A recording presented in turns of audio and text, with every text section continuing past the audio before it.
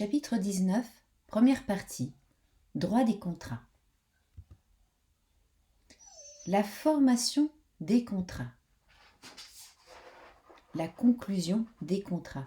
Nous la trouvons aux articles 1 à 10 du Code des obligations. Voyons ce que cela signifie. Le contrat est l'une des sources des obligations. Nous l'avions vu au chapitre 18. L'article 1 nous dit de quelle manière nous avons un contrat.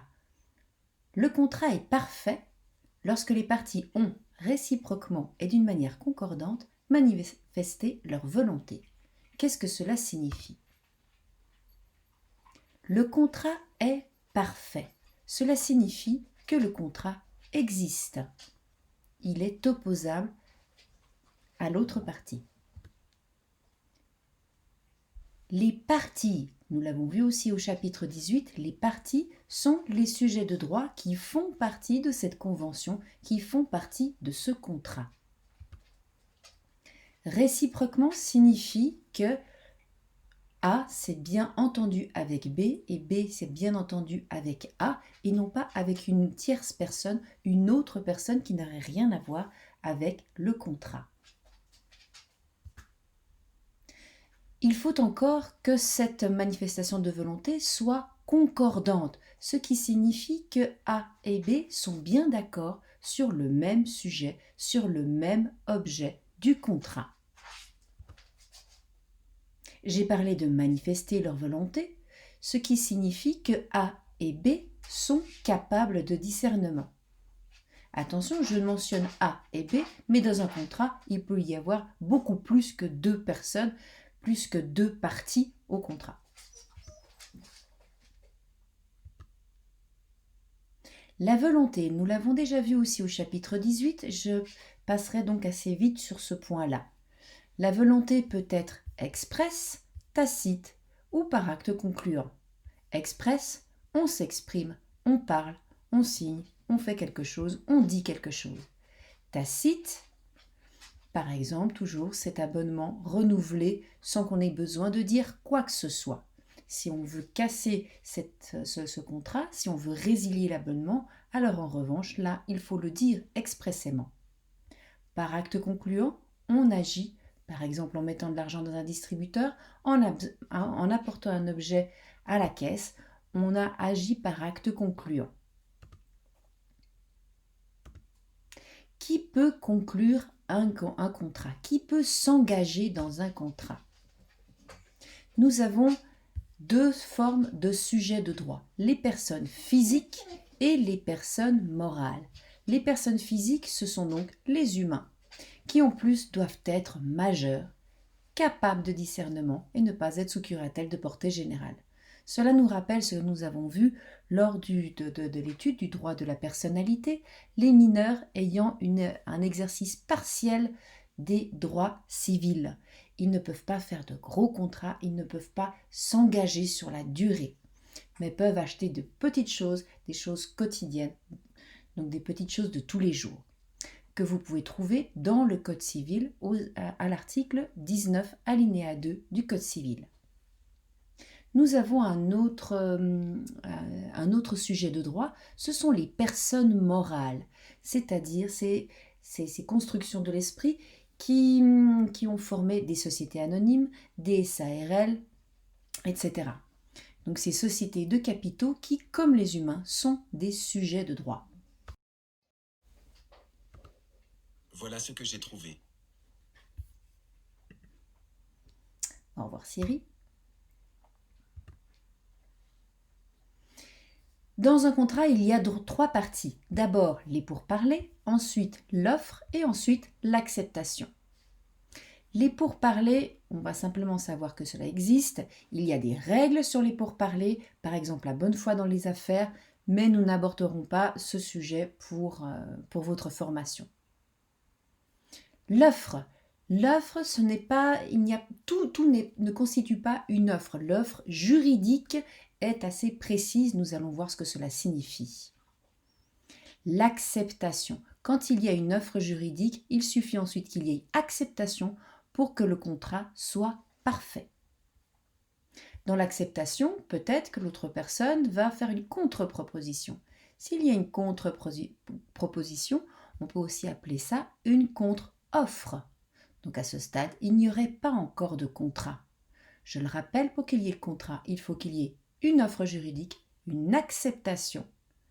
Mais autrement, il n'y aura pas encore de contrat. Offre et acceptation. Voyons les articles 3 et 4 du Code des obligations. Lorsque l'on fait une offre de conclure un contrat, on est lié par cette offre jusqu'à la réponse de la personne. Alors si la personne est en face de nous, on lui fait une offre, verbalement, expressément, elle doit répondre immédiatement, à moins qu'on lui ait signifié un délai. Par exemple, je t'offre d'acheter ce livre, je te donne jusqu'à midi pour pouvoir me répondre, je suis donc liée envers cette personne jusqu'à midi. Je ne peux pas offrir ce livre à quelqu'un d'autre. À partir de minuit, midi 1, là je suis libérée de mon offre si l'autre personne n'a pas répondu. En revanche, si l'offre est faite entre personnes absentes, article 5 du Code des obligations, entre absence, c'est-à-dire à distance, là on va être lié, on va dire, pendant un temps raisonnable. On ne va pas dire exactement combien de jours, puisque cela dépend de l'envoi postal, cela dépend de quelle manière est-ce que l'on a envoyé notre offre à l'autre personne. Si c'est en envoi postal, on est lié environ entre 10 et 14 jours, le temps que l'autre personne reçoive la lettre et puisse répondre en acceptant ou en refusant cette offre. Attention, au téléphone, même si nous sommes séparés, nous sommes à distance, nous pouvons répondre immédiatement, donc nous sommes considérés comme personnes présentes. Si l'on veut retirer son offre, c'est l'article 9 du Code des obligations qui va nous aider. Si l'on veut retirer son offre, c'est possible, mais le retrait doit arriver avant l'offre. Si on a envoyé une offre par courrier postal, il vaut mieux téléphoner ou envoyer un fax pour pouvoir retirer son offre. Qu'est-ce qu'une offre ? Qu'est-ce qu'une offre juridique ? Alors pour savoir ce que c'est qu'une offre juridique, eh bien nous allons voir ce qui n'est pas une offre juridique. Par exemple, 7 alinéa 2 du Code des obligations, l'envoi de tarifs, de publicité n'est pas une offre juridique.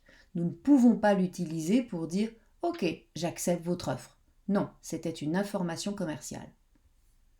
L'envoi de choses non commandées, article 6A du Code des obligations. Les petites choses que l'on reçoit parfois avant Noël pour pouvoir nous attirer notre empathie, notre sympathie. Eh bien ça, ce n'est pas une offre juridique. Nous pouvons, par ailleurs, les mettre de côté. Nous ne sommes pas obligés de les renvoyer, ces choses-là. Ce sont des essais de l'hameçonnage. Ils ont essayé de nous attendrir. Des fois ça marche, des fois ça ne marche pas. Nous ne sommes pas obligés par ces choses non commandées.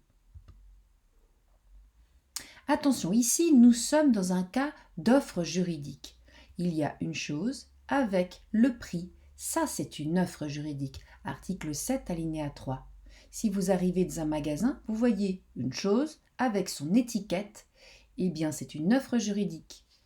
Vous la prenez, vous arrivez à la caisse, vous avez accepté, donc le vendeur est obligé de vous vendre la chose. Nous verrons en classe le cas de la bague qui a eu deux réponses différentes au niveau cantonal et au niveau fédéral.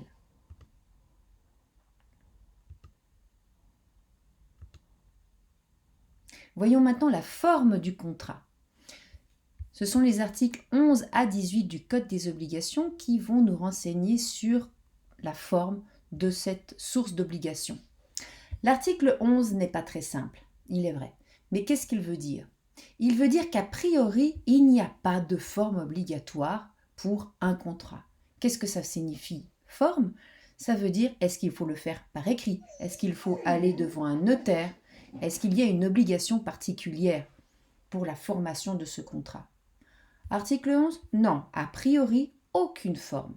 Mais, quoi qu'il en soit, Il vaut toujours mieux mettre par écrit pour ce qui est de la preuve, uniquement de la preuve.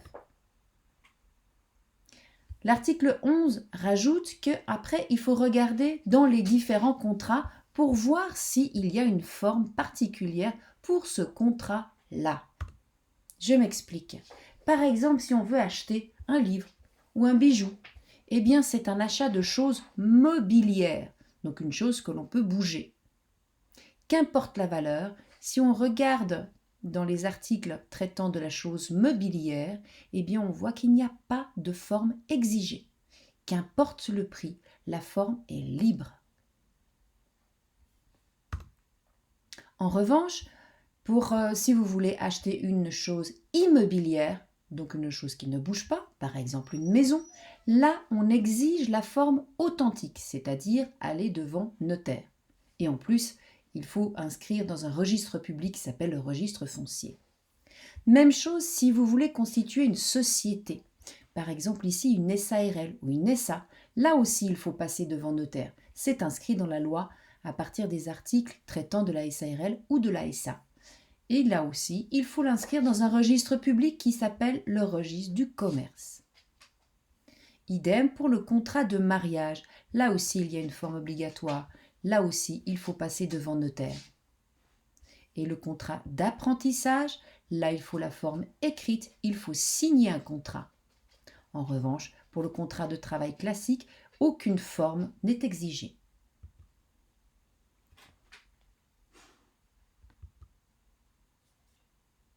Et c'est tout pour aujourd'hui.